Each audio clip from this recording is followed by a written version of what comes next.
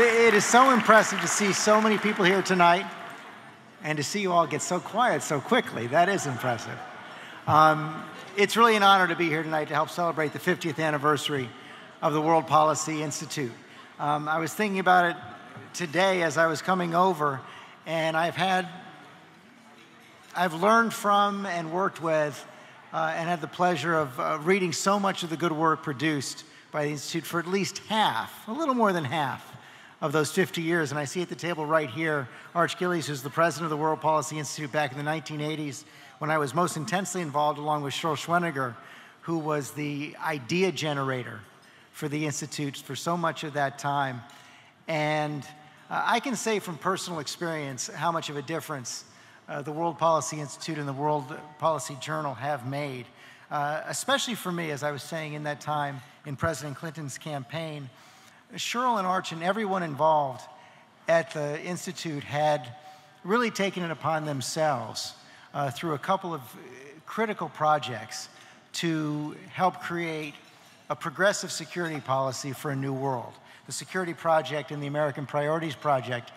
And through that work, they really developed the ideas that economic security and national security are inextricable. They must go hand in hand. So many of the themes that Bill Clinton especially, but Democrats have used in the succeeding 25 years to formulate their ideas on national security and economic security, and how important it is in this new world to know that we can never be strong abroad unless we are strong at home, unless we have our priorities straight. And you know, this work, which also included the work of Robert Reich and Stan Greenberg, who still I know works with Arch today, really was distilled into what became probably the most well-known slogan of the 1992 campaign, "The Economy's Stupid," by my friend James Carville. But it took an awful lot of work to get there, and it has been an enduring legacy of the Institute, one I am proud to have been associated with. That work continues today under the leadership of Michelle Wucker, who I want to introduce right now, the president of the World Policy Institute. Her first article in the World Policy Journal in 1996 led to her first book, Why the Cocks Fight, which was published in 1999. She joined WPI as a fellow in 2000 and became executive director in 2007, president in 2009. And as I understand it, this is your first major dinner, this 50th anniversary dinner. So welcome. Come introduce. And at first, for actually being introduced by George Stephanopoulos, who I'm such a huge fan of. It seems a bit redundant to introduce him at all, but I'll just say very, very briefly, you know him for his smart political analysis, his solid grounding in policy, and his real thought leadership over time. From a really, really sensible, constructive place, which is something that's so cherished today in a lot of the poisonous media environment we see out there, really from both sides of the political spectrum. He's ABC's chief political correspondent, anchored ABC's This Week from 2002 to 2010, came back recently, which we're very happy about. He's author of All Too Human, about the first Clinton administration in which he served. He's also a professor at Columbia University, his alma mater. And we just could not be happier to have him here, particularly since he knew the Institute at such an important time in our history, at such a pivotal time of change for the whole world, not just the United States. In a few minutes, we'll have him introduce he'll introduce our three honorees who we're very, very happy to have with us here tonight. He'll moderate a discussion with them about some of their work, which we feel exemplifies some of the core values of the World Policy Institute: a sustainable global economy, vibrant democracy, and security defined broadly. The whole idea tonight is to take people who come from very different walks of life, very different professions, very different interests, but to come together and share ideas and see what kind of force for change we can create through that. So let me introduce our honoree, Jehane Noujaim, a filmmaker. You might know her work, The Control Room, quite controversial, also quite illuminating. Your look inside Al Jazeera during the time of the Iraq War. You also did a film called Startup.com and have just come back. We're actually very lucky Jehane is here today. She was just telling us she almost got arrested on her flight back from Egypt. Today, she made the mistake of carrying a Syrian sword, trying to get that through customs. Not a good idea in the post-9/11 world, but we're glad to have you here today. Marcus Mabry, he's the editor-at-large of the International Herald Tribune, former international business editor of the New York Times, and for 20 years, foreign correspondent at Newsweek. Landed up as chief of correspondence. I want to get your books correct as well. You've written 2 books, one Twice as Good, Condoleezza Rice and Her Path to Power, and the memoir White Bucks and Black Eyed Peas, Coming of Age Black in White America. And Gary White of water.org. You may have heard of water.org. They have a very simple but very ambitious goal, trying to get safe water to the billion people in the world who don't have it, trying to do it in new ways. And of course, Michelle as well. But Gary, I do want to begin with you because we want to talk a little bit just about the work that each of you do. And I was struck by a phrase you had. You say that at water.org, you try to break the mold of traditional philanthropy. You have a business model that has long emphasized donor satisfaction over recipient needs. And from what I've read about it, you're really trying to create a movement by creating a market, but you say you want to seed that marketplace with a soul. What does that mean, and how does that illustrate what you're trying to do?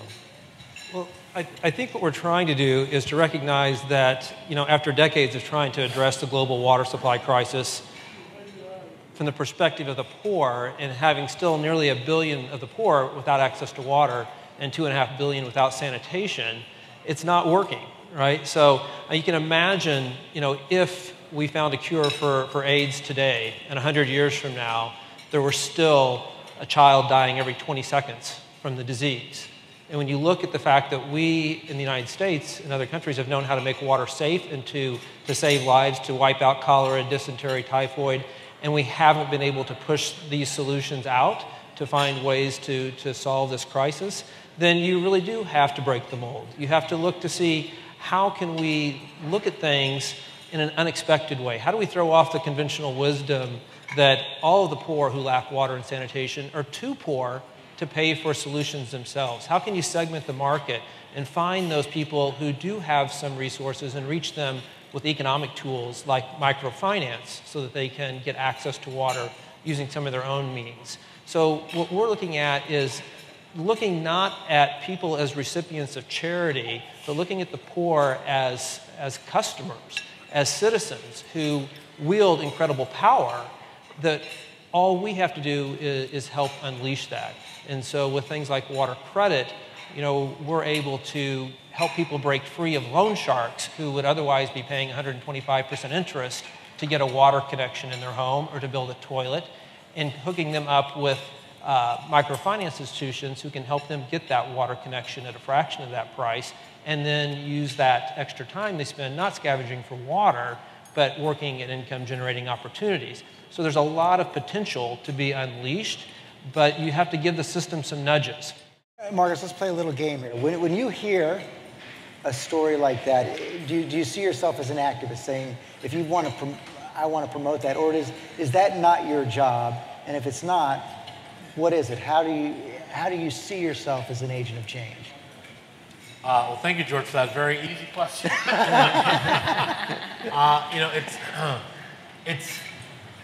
It's a very important question. It's one that I think that we ask ourselves a lot as journalists. It's one that the public that reads us and looks at us ask themselves a lot, and there are all kinds of moral implications to it.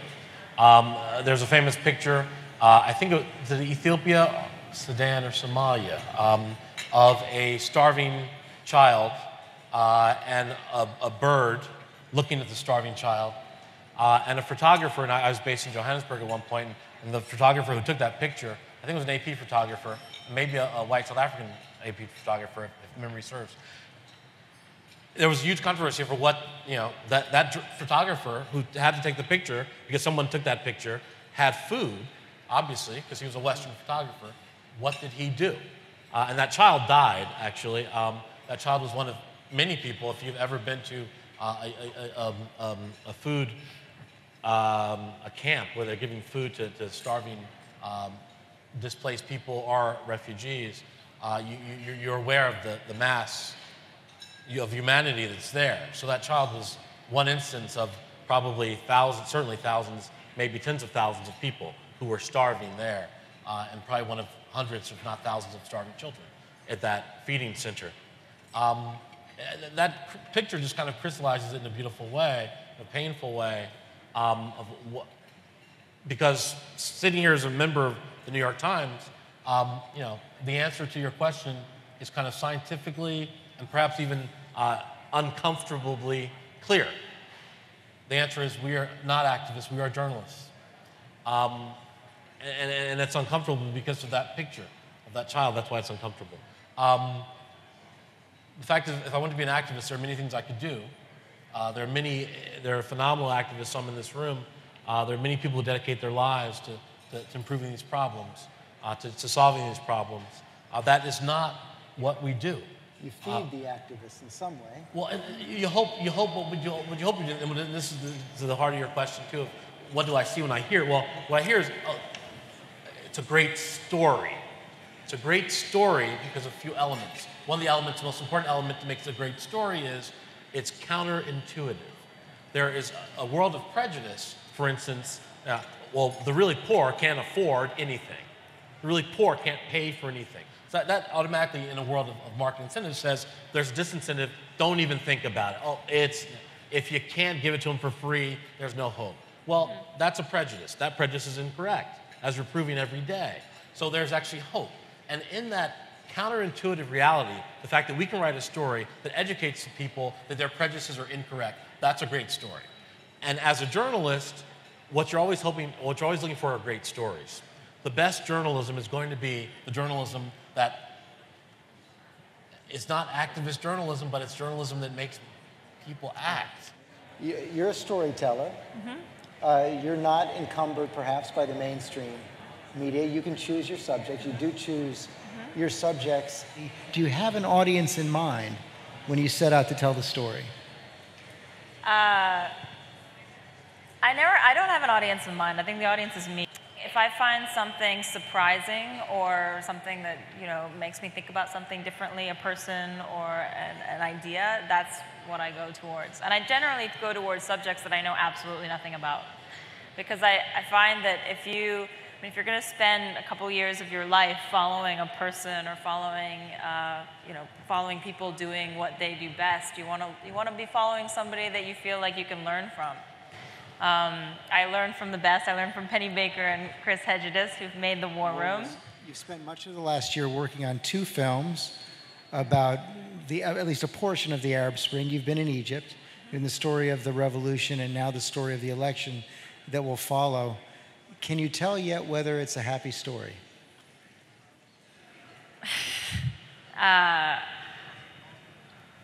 This has been one of the most incredible years of my life, following this story. I know everybody says this, it's going to be worse before it gets better, but I really do think that it's going to be, you're talking, everything's being broken apart. When everything is broken apart, there's a big mess. And now it's going to take a while for things to be put back together again. So we filmed the first part, which was basically the smashing of everything apart. It was inspiring, very inspiring to be there. And now we're watching the slow process of it's the presidential campaigns that we're following right now. Of everything you come across at the Institute, at the Journal, which ones are exciting you the most? What really, really interests me and excites me is the people who are generating the ideas.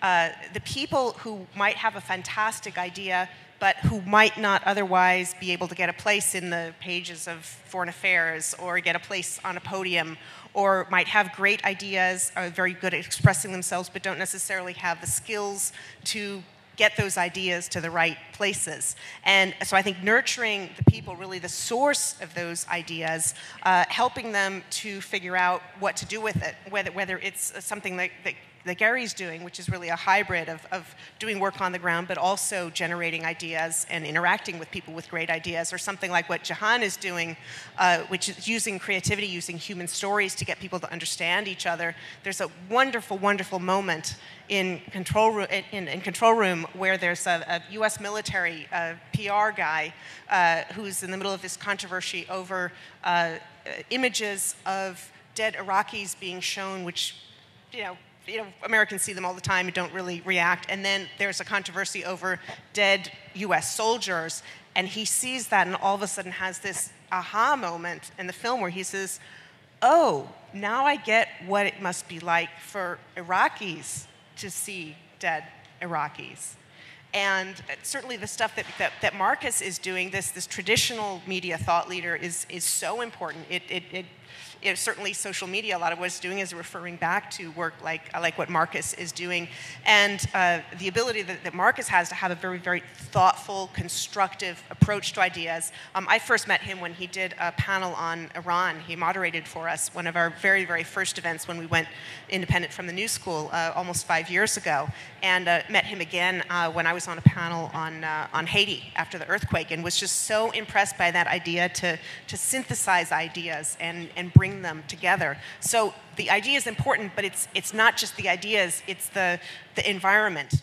In your work at water.org, you not only focus on creating those mechanisms to get the water to the people who need it, but the way you go about it is also very important to you. You define it as something you call a liquid network, which is in many ways something we're trying to create tonight. So try to draw out that idea a little more.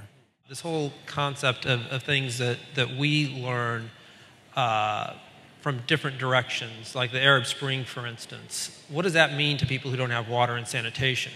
We look at that and see that was a way for people to find their democratic voice using social media to a large degree and to mobilize themselves. And so we look to borrow ideas from other spaces. Nobody has their own complete idea. We all complete each other's idea, and that's the concept of the liquid network, where ideas can flow almost frictionlessly across sectors to different organizations and different approaches.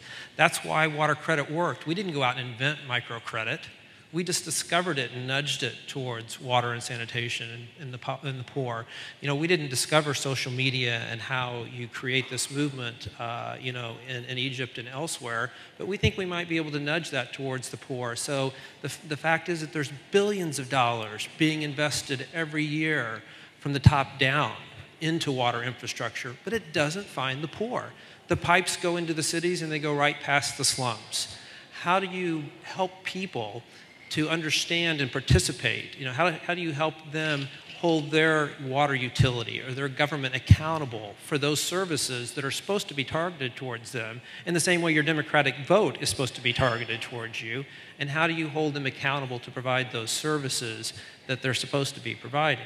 So to me, that's the liquid network. It's about discovering innovation on behalf of the poor. I mean, how do you get as much money that we invest in discovering the next generation of this iPhone? I mean, if we had a fraction of that kind of investment in water and sanitation ideas to spark new directions, I mean, we is could make there a way progress. to make money in getting water to people who don't need it? There is, and we don't come at it from that perspective, but we don't have a problem if a microfinance institution makes a small profit. The whole idea is, I think we're better and more respectful of the poor if we can look at them as people who have these intrinsic powers as customers and as citizens to leverage these services, whether it be through the market or through the ballot box or through protesting to get those basic services that they're entitled to. And Marcus, you described so much of your job as telling stories, but it's also to hold those in power accountable. Absolutely. Well, it's interesting because with the, and Michelle raised that question of and we've talked about a lot tonight, social media, new media versus the old media and the old mainstream media. I mean, for us, the kind of walls between accountability and, we used to, in our jobs, we used to talk to people and people would listen or turn us off. That was it. Well, but now people talk back to us, and so we correct us immediately. Exactly. And while some days it can be tough, right? It's incredibly powerful because leaders still pay attention to us, but also leaders, we're also conduits now for communication coming from the world back up to those leaders. And I think it makes us much more powerful. I mean, my job right now is kind of giving a digital voice to the International Herald Tribune and making it so that we have comment and community in a way that the world, this is very disparate readership of the IHT, talks back to us, and through us talks to the people who matter, who read our paper. And I think that's it's kind of an exponential, multiplier of power of all of us, both the power of the voice of people, ordinary people in the Arab street, for instance, and also the power of traditional media too. All of our power grows in that kind of calculation. And we don't even know where it's going to take us yet. It's just exciting to see it all happen. I don't think any of us know where it's going to take us. We hope a lot of you talk about that more tonight at your tables. We just wanted to get things started right now. Congratulate again our honorees.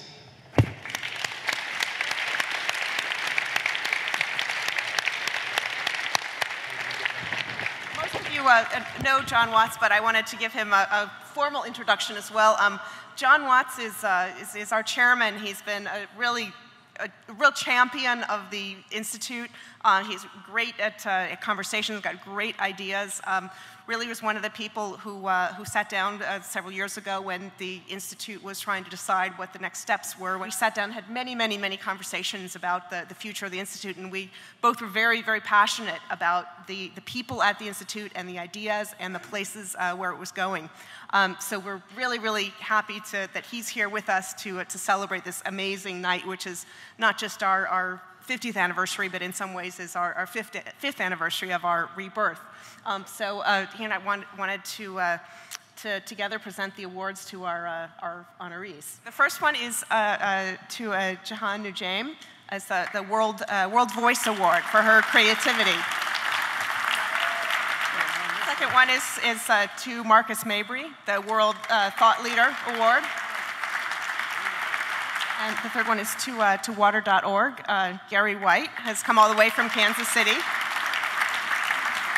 So now we're going to move on to the dinner discussion, the around the table part of the evening. We see the exchange of ideas as a real catalyst for change, which is why we brought you all together around the table, so to speak, to do just that. Here's how it's going to work. Your table leaders will kick off the discussions. They'll have a question or a challenge related to one of the 5 themes, and you probably know the theme of your table already: water, migration, media and conflict, world financial risk, and new security priorities. We've asked the table leaders to make sure that all of you have a chance to participate in the conversation, so don't be shy to speak up. We want you to feel comfortable speaking freely. So please, if you talk about this after tonight, feel free to say that this is an idea you heard at around the table, but please don't attribute the ideas to any one person without their permission. We've got one assignment. You're sort of singing for your supper. At the end of the conversation, we'd like the table to have at least one sort of takeaway, one idea, which could be an idea for an article or an event or somebody who we should see if we can get involved and commission an article to, a question, something to research, a policy idea. It could be anything at all. We've passed out papers and pens. One person at the table should be responsible for writing that down. We'll come around and collect them, and that we'll take back to the Institute, and hopefully it will seed our work for the rest of the year.